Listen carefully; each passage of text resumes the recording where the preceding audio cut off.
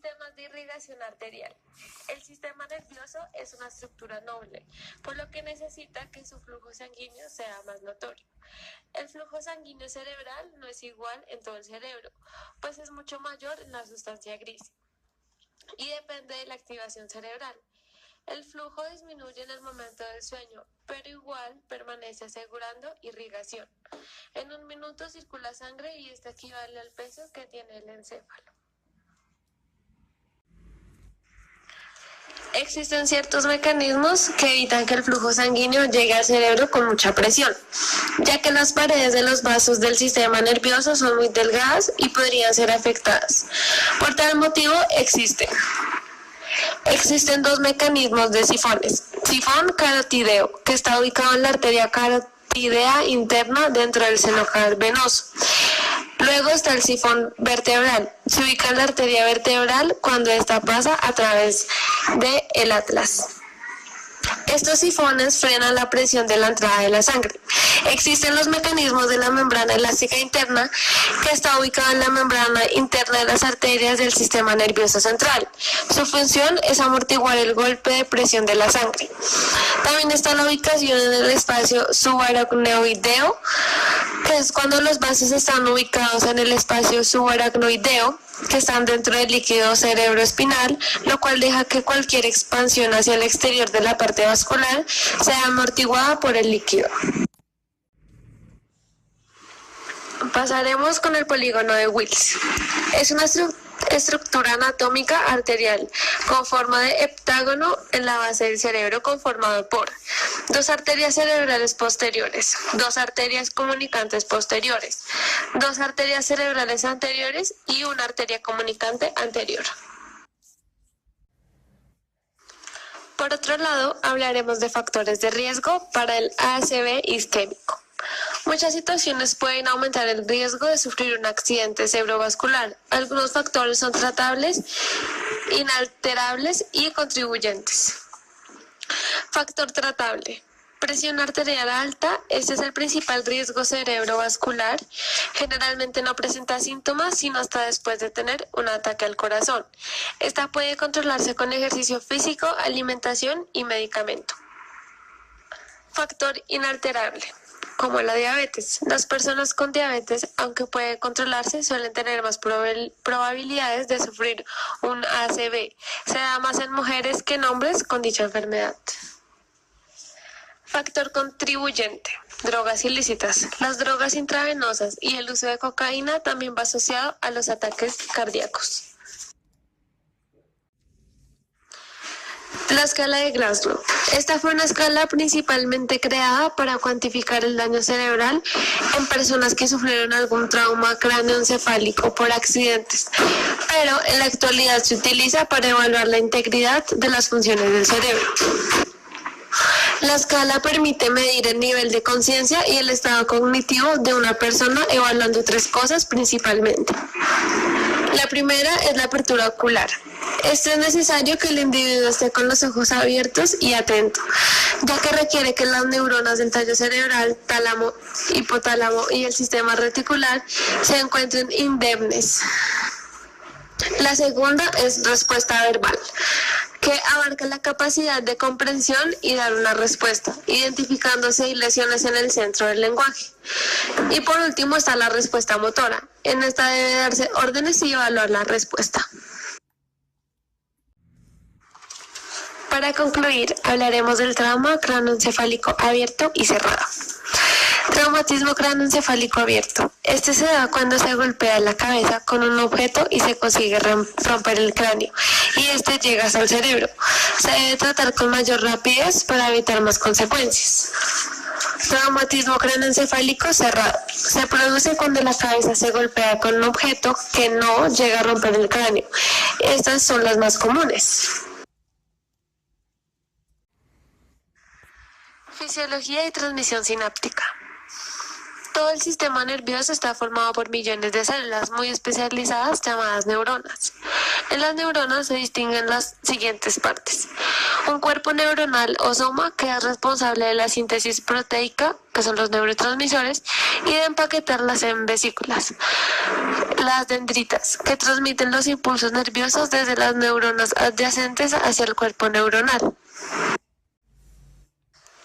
Axón, una prolongación más larga por la que transitan los impulsos nerviosos desde el cuerpo neuronal hacia la siguiente neurona. Los axones pueden estar o no recubiertos por una sustancia llamada mielina.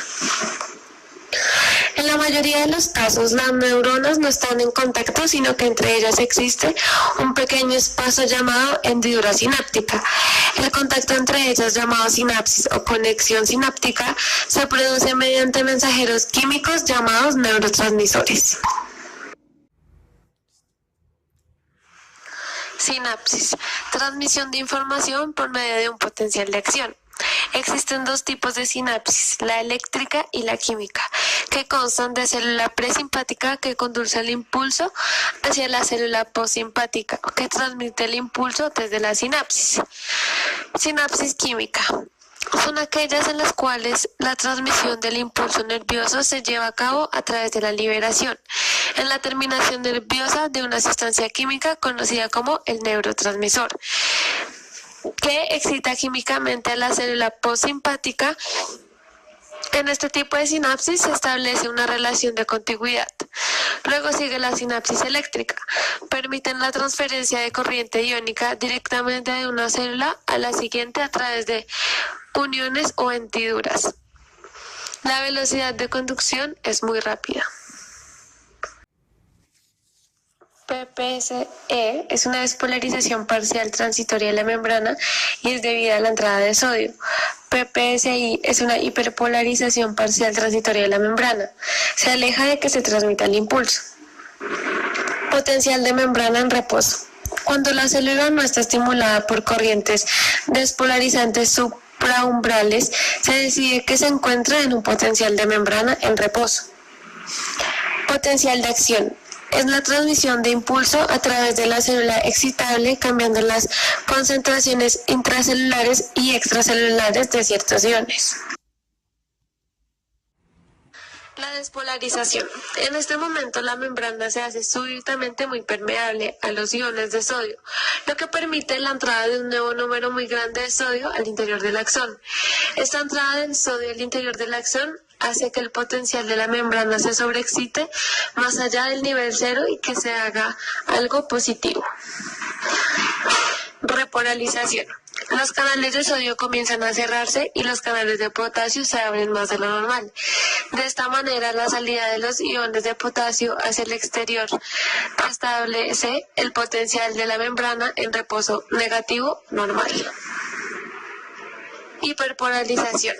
En cualquier cambio en el potencial de membrana de la célula que se hace que esté más polarizada, es decir, la hiperpolarización es un incremento en el valor absoluto del potencial de la membrana de la célula. Así, pues los cambios en el voltaje de la membrana en los que el potencial de membrana son netamente positivos o negativos se hiperpolarizan. Bomba sodio-potasio. Es una proteína integral de membrana fundamental en la fisiología de las células que se encuentra en todas nuestras membranas celulares. Su función es el transporte de los iones inorgánicos más importantes en biología, el sodio y el potasio, entre el medio extracelular y el citoplasma, proceso fundamental en todo el reino animal. La bomba expulsa a la matriz extracelular 3 iones, sodio, a la vez que ingresa 2 iones potasio, que transporta activo ATP, lo que mantiene el gradiente de solutos y la polaridad eléctrica de la membrana.